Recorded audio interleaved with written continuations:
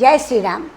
భగవద్భక్తులందరికీ కూడా ఝాన్సీ ఆధ్యాత్మిక ముచ్చట్లకి స్వాగతం సుస్వాగతం. మనం అర్జునోపాఖ్యానంలో కృష్ణ భగవానుడు అర్జునుల మధ్య జరిగినటువంటి ఆధ్యాత్మిక పరమైనటువంటి సంభాషణ వింటున్నాం. ఈ విషయాన్ని వశిష్ఠ మహర్షి తమ యొక్క దివ్య చక్షుల ద్వారా చూసి రాబోయే యుగంలో ఈ విధమైనటువంటి సంభాషణ జరుగుతుంది కృష్ణ భగవానుడికి అర్జునుడికి, వారిద్దరూ కూడా నరనారాయణులు అంటూ చెప్పారన్నమాట. ఆ విషయం గురించే ఇక్కడ అనంతమవ్యక్తమనాది మధ్య ఆత్మానమాలోకయ సన్నిధాత్మన్ సంవిత్త పుష్పారమలబ్ధ దోష మజోపి నిత్యోసి నిరామయోపి. అర్జున, అనంతము, అవ్యక్తము, ఆది మధ్యాంతరహితమైనటువంటి ఆత్మ గురించి మాత్రమే నీవు ఆలోచించు. నీవు జన్మరహితుడు అని గ్రహించు. యోగస్థ కురు కర్మాణి సంగం త్యక్త ధనంజయ నిస్సంగస్త్వం యథా ప్రాప్త కర్మనాన నిబధ్యసే. ఇది భగవద్గీతలో 2వ అధ్యాయంలో 48వ శ్లోకం, దీనిలో 3వ శ్లోకం. అర్జున, నీవు నిస్సంగుడివై యథాప్రాప్తమైనటువంటి పనులన్నీ కూడా తప్పనిసరిగా చెయ్యి. ఈశ్వరార్పిత సర్వార్థ ఈశ్వరాత్మ నిరామయ ఈశ్వర సర్వభూతాత్మ భవభూషిత భూతల. ఈశ్వరుడు సమస్త ప్రాణి యొక్క ఆత్మలోనే ఉన్నాడు. ఆయన నిర్వికారుడు. ఈ విషయాన్ని తెలుసుకొని నీవు ఏ కార్యం చేసినా కూడా ఆ భగవంతునికి అర్పణ చెయ్యి. అందుకు కారణం నీలోనూ నీ ఎదురుకుండా ఉన్నటువంటి బాహ్య ప్రపంచంలో కూడా పరమాత్మే ఉన్నాడని గ్రహించు. మన్మనా భవ మద్భక్తో మధ్యాజీ మాం నమస్కురు మామే వైశ్యసి యుక్త్యైవ ఆత్మానమత్పరాయణః. ఇది భగవద్గీతలో 9వ అధ్యాయంలో 34వ శ్లోకం, అలాగే 18వ అధ్యాయంలో 65వ శ్లోకం. అర్జున, నీవు నాయందు నీ మనసు లగ్నం చేయి. నన్ను శరణాగతి పొందావు, నీకు ఏది క్షేమమో అదే నీకు నేను చేస్తాను. కాబట్టి నీ చిత్తాన్ని నాయందు లగ్నం చేసి నీకై నిర్దేశించబడిన కార్యాన్ని మాత్రమే చెయ్యి. సామాన్యం పరమం చైవ ద్వైరూపే విద్ధి మేనఘ పాణ్యాదియుక్తం సామాన్యం శంఖచక్ర గదాధరం. నీకు ఇంకొక విషయాన్ని కూడా చెప్తాను. నీ ఎదురుకుండా నేను కనిపిస్తున్నాను. ఏ విధంగా కనిపిస్తున్నాను? శంఖచక్ర గదాధారుణ్ణై, హస్తాలు 4 హస్తాలు పాదాలతోటి నేను నీకు కనిపిస్తున్నాను. హస్తాది అన్ని అవయవాలు, ఆ అవయవాలతో హస్తపాదాదియుక్తమై శంకుచక్ర గదాధార నేను నీకు కనిపిస్తున్నాను. ఇది నా సామాన్య రూపము. ఇది సామాన్యులకి మనస్సు లగ్నమయ్యి భగవంతుని వైపు నడవటం కోసమని నాకుగా నేను రూపొందించుకున్నటువంటి రూపము. ఇది కాకుండా నాకు ఇంకొక రూపం ఉంది. పరం రూపమనాద్యంతం యన్మమైకమనామయం బ్రహ్మాత్మ పరమాత్మాది శబ్దైనైతదుదీర్యతే. ఆద్యంతరహితము, ఏకము, నిర్వికారమైనట్టి పర రూపము ఒకటి నాకుంది. ఆ పరరూపమే బ్రహ్మ ఆత్మ అని కూడా పిలువబడుతుంది. తత్వజ్ఞులందరూ కూడా మనస్సులో నన్ను రూపొందించుకొని ఓంకారంతో నన్ను ధ్యానం చేస్తూ ఉంటారు. శివపూజోపాఖ్యానంలో కూడా శివభగవానుడు వశిష్ఠ మహర్షికి ఇదే మాట చెప్పారు. మానసిక పూజ చాలా ఉత్తమము. సామాన్యులకి మాత్రమే విష్ణువు మొదలైనటువంటి ఆకారాలలో నేను వచ్చాను. ఆ ఆకారాలలో వారు నన్ను పూజ చేసుకుంటూ ఉంటారు. చివరికి వారందరూ కూడా కొంతకాలానికి ఈ ద్వైత భావం నుంచి మళ్ళీ అద్వైతంలోకి వచ్చేస్తారు అంటూ చెప్పడం జరిగింది. అదే మాట ఇక్కడ కృష్ణ భగవానుడు కూడా అర్జునుడికి చెప్పాడు. నీవు చూస్తున్నటువంటి ఈ శంకు చక్రాలతో ఉన్న ఈ ఆకారము కేవలము సామాన్యులకు మాత్రమే. కాబట్టి నాలో ఉన్నటువంటి ఆత్మస్వరూప అనే దైవాన్ని చూడు.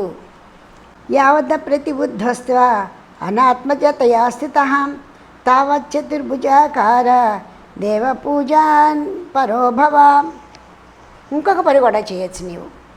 ఎప్పుడైతే అనాత్మజుడివై ఉంటావో, అంటే ఆత్మస్వరూపాన్ని నీవు ఎప్పటి వరకు తెలుసుకోలేవో అంతవరకు కూడా ఈ శంకుచక్రధారిని అయినటువంటి నన్నే ధ్యానం చెయ్యి. ఎప్పుడైతే నీ మనసు నిర్మలమై నిత్యమైనది ఏది, సత్యమైనది ఏది అనేటువంటి నీ మనసులోకి భావం తొంగి చూసినప్పుడు, దాని గురించినటువంటి జ్ఞానం నీకు వచ్చినప్పుడు పూర్తిగా నీవు నిరాకార రూపాన్ని ధ్యానం చేసుకో. సర్వభూతస్థమాత్మానం సర్వభూతాని చాత్మని పశ్యత్వం యోగయుక్తాత్మ సర్వత్ర సమదర్శనః. ఎప్పుడైతే నీవు సర్వత్రా కూడా సమదర్శత్వాన్ని, అంటే స్థితప్రజ్ఞత్వాన్ని పొందుతావో, నీకు నీ చుట్టూ ఉన్నటువంటి బాహ్య ప్రపంచానికి కూడా భేదమో తెలియదు. సర్వత్రా కూడా సమానత్వాన్ని చూడగలుగుతావు.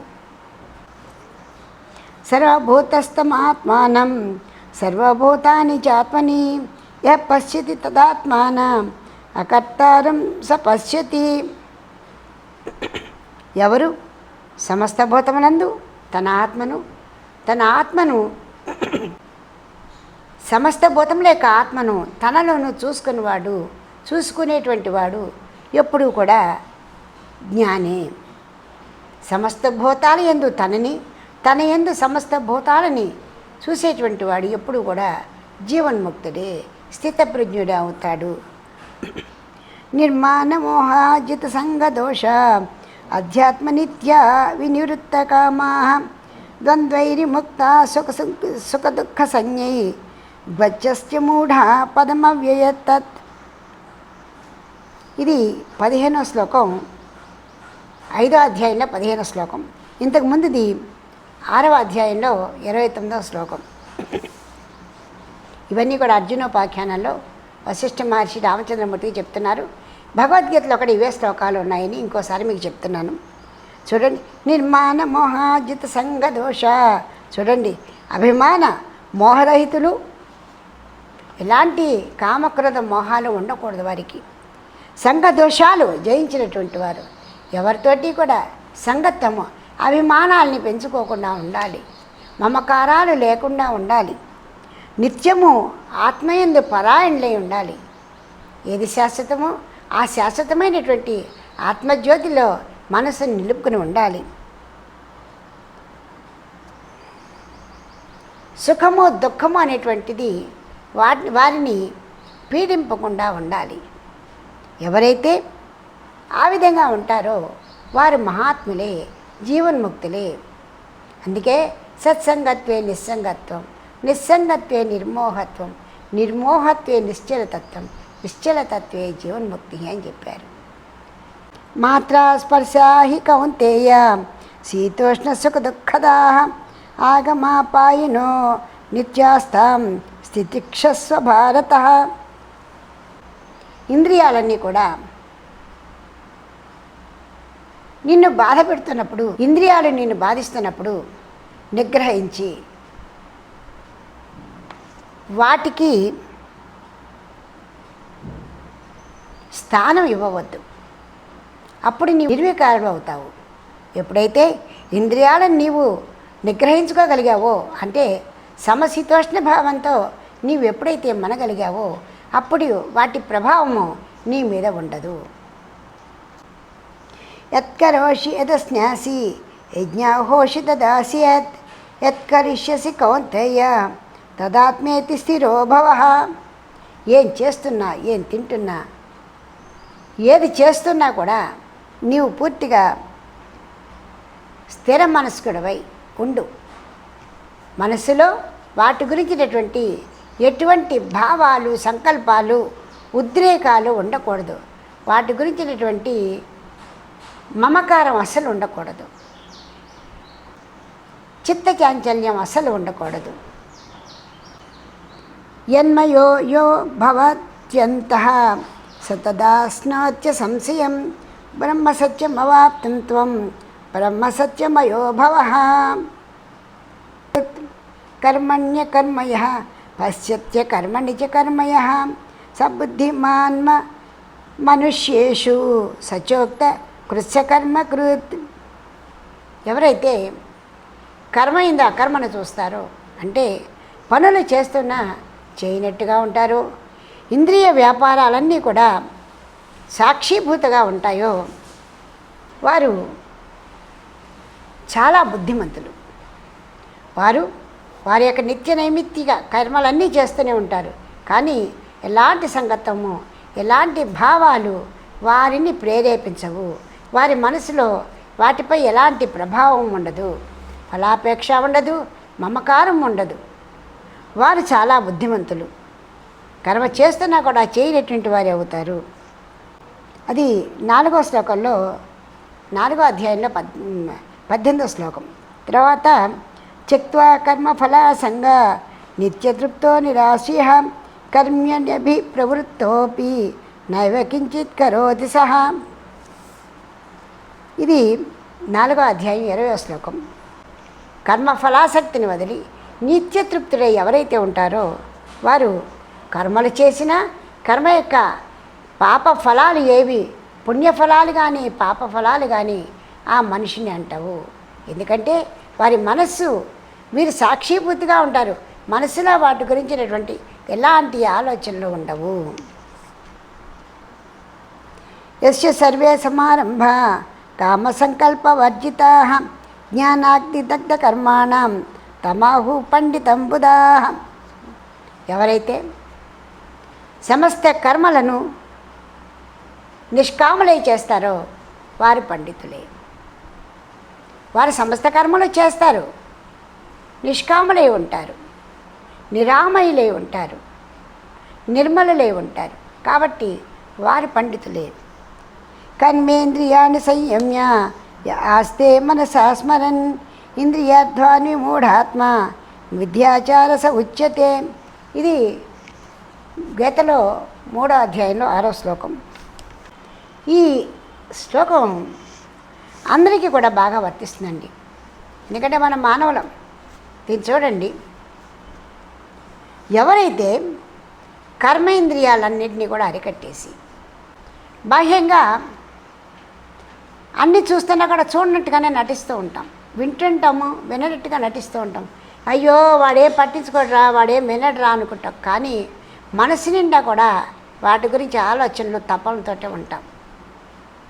అటువంటి వాడు కాబట్టి అలాంటి ప్రవృత్తి ఉండకూడదు. నీవు బాహ్యంగా ఎంత విరక్తిగా ఉన్నావో మనసులో కూడా అదే విధమైనటువంటి నిస్సంగుడివై ఉండు. యస్తింద్రియాణి మనసా నియమ్యారభతే అర్జున కర్మేంద్రియే కర్మయోగం అసక్త స విశిష్యతే. ఎవరైతే మనసుని ఇంద్రియాన్ని అరికట్టి పనులు చేస్తారో వాళ్ళు ఎప్పుడూ కూడా ఉత్తముడే. మనసుని ఇంద్రియాన్ని కూడా అన్ని పనులు చేస్తూ వీటన్నింటినీ కూడా నీ అదుపులో పెట్టుకుని నీవు పనిచేసినప్పుడు అతను ఉత్తముడే, ముక్తుడే అవుతాడు. అవినాశితు తద్విద్ధి ఏన సర్వమిదం తతం వినాశమవ్యం అప్యాస్య న కశ్చిత్ కర్తుమర్హసి. ఈ జగత్తంతా ఏది వ్యాపించి ఉన్నదో అట్టి ఆత్మ నాశరహితమైనది అని తెలుసుకో. ఈ జగత్తంతా కూడా వ్యాపించి ఉన్నటువంటి ఆ పరమాత్మ స్వరూపమైనటువంటి ఆత్మ నాశనము లేనటువంటిది, పుట్టుగా లేదు, చావు లేదు, ఆద్యంతరహితమైనటువంటిది. శ్రోత్రచక్షు స్పర్శనం చ రసనం ఘ్రాణమేవ చ గృహీత్వైతాని సంయాతి వాయుర్గంధాన్ని నాశయత్. నిజానికి గాలి వేస్తున్నప్పుడు ఆ గాలి పుష్పాల నుంచి ఒక పుష్పం నుంచి ఒక్కొక్క పుష్పంకి అలా ప్రసరిస్తే వెళ్ళిపోతూనే ఉంటుంది. మన ప్రాణం కూడా ఒక శరీరం నుంచి ఇంకొక శరీరానికి వెళ్ళిపోతూనే ఉంటుంది. అంటే ఏ ఒక పువ్వు మీద ఆ గాలి ఏ విధంగా శాశ్వతంగా ఉండదో మన శరీరము కూడా ఇదే శరీరము, ఇది నాది శాశ్వతము అనేటువంటిది ఉండదు. అలా ఉపాధి మారిపోతూనే ఉంటుంది. కాబట్టి ఈ యొక్క ఉపాధి నాది అనే భావన నువ్వు పెట్టుకోవద్దు. ఈ ఒక్క ఉపాధి నాది అనే ఆలోచన అసలు పెట్టుకోవద్దు. ఈ ఉపాధి కూలిపోయేది. ఇలా ఎప్పుడైతే కృష్ణ భగవానుడు అర్జున నీ కర్తవ్యాన్ని నీవు నిర్వహించు, నీవు వ్యాకుల చిత్తంతో ఉండి అస్త్ర సన్యాసం చేశావు, ఇది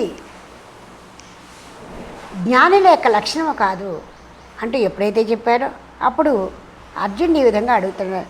నష్టో మోహ స్మృతిర్లబ్ధ తత్ప్రపాదాన్మయాచ్యుత సితోస్మి గత సందేహ కరిష్యే వచనం తవ. హే భగవాన్, ఇప్పుడు నాకు మోహం నశించింది, వాస్తవంలోకి నేను వస్తున్నాను. ఈ విధంగా చెప్పి అర్జునుడిని శ్రీకృష్ణ భగవానుడు యుద్ధానికి సన్నద్ధం చేశాడు. శ్రీరామ, నీవు కూడా సంసారం అనే సముద్రాన్ని దాటడానికి నీ మనసుని సంసిద్ధం చేయి. ఎప్పుడైతే నీవు వాస్తవాలన్నింటినీ గ్రహించావో అప్పుడు నీ మనసులో ఎలాంటి వ్యాకులత రాదు. ఏ బాహ్య ప్రపంచాన్ని చూసి నీ మనసు అల్లకల్లోలమై బాధపడుతూ ఉందో ఇదంతా వాస్తవము అని నీకు తెలుస్తుంది. కాబట్టి నీకై నిర్దేశించబడిన కార్యక్రమాలన్నీ కూడా నీవు సాక్షిభూతుడివై చేస్తావు. దానివల్ల ఎలాంటి బాధలు నీ మనసుకి అంటవు. అంతేకాని అన్నీ వదిలి దూరంగా వెళ్ళిపోతే అది పరిపూర్ణమైనటువంటి యోగి లక్షణము కాదు. అందులోనే ఉండి పూర్ణమైనటువంటి జ్ఞానాన్ని పొందినప్పుడు ఏ అలా నిన్ను కదపలేదు.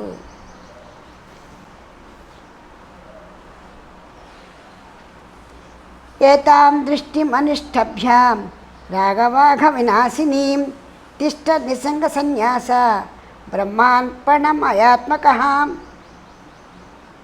ఈ సర్వపాపక్షయకర్మకు ఇట్టి ఆత్మదృష్టిని నీవు ఎప్పుడైతే అవలంబించుకున్నావో నీవు నిస్సంగత్తుడివి అవుతావు. సమస్తము బ్రహ్మార్పణము చెయ్యి. సర్వత్ర సంస్థితిమతాం విగతామయేన వ్యాస్తం మయేదమఖిలం వివిధైర్విలాసై చిద్రూపిణైవ కలనా కలితాత్మనేతి మత్తోపశాంతమతిరాస సుఖమాత్మా. నీవు సర్వత్రా కూడా సమస్థితితో ఆలోచించు. సమస్థితిని ఆలోచించడం మొదలు పెడితే నీవు ముక్తుడివి అవుతావు. ఏ కార్యం చేయాలో ఏ కార్యాన్ని వదలాలో నీ మనసుకే చక్కగా అర్థమవుతుంది. నిర్మోహితుడివై నిత్య నైమిత్తిక కర్మాలన్నీ కూడా ఆచరించు అంటూ వశిష్ఠ మహర్షి రామచంద్రమూర్తికి అర్జునుడు కృష్ణ భగవానుడికి ఏ విధంగా చెబుతారో వచ్చే యుగంలో ఆ విషయాలన్నీ కూడా తమ యొక్క దివ్య దృష్టితో చూసి బోధ చేశారండి. ఇంత గొప్ప బోధని మనందరం కూడా మనస్ఫూర్తిగా విని ఆనందించి ఆచరిద్దాం. శ్రీ వాల్మీకి మోక్షోపాయో యోగవాసిష్ఠ రత్నాకరే అర్జునోపాఖ్యాన సమాప్తం. అర్జునోపాఖ్యానం అయిపోయిందండి. ఆ భగవంతుడు ఎంత గొప్ప అవకాశం ఇచ్చాడో ఆలోచించుకుంటూ మనం నిర్మలమైన మనసుతో అద్వైతం వైపే వెళదాం. ద్వైతం నుంచి అద్వైతంలోకి వెళ్ళి తీరాలి, తెలియకుండానే వెళ్ళాలి. ఆ దేవదేవుని ప్రార్థన చేసుకోవాలి. వచ్చే సంచికలో కొన్ని విశేషాలు తెలుసుకుందాం. జై శ్రీరామ్. మీకు ఈ వీడియో నచ్చితే లైక్ చేయండి, షేర్ చేయండి, సబ్స్క్రైబ్ చేయండి.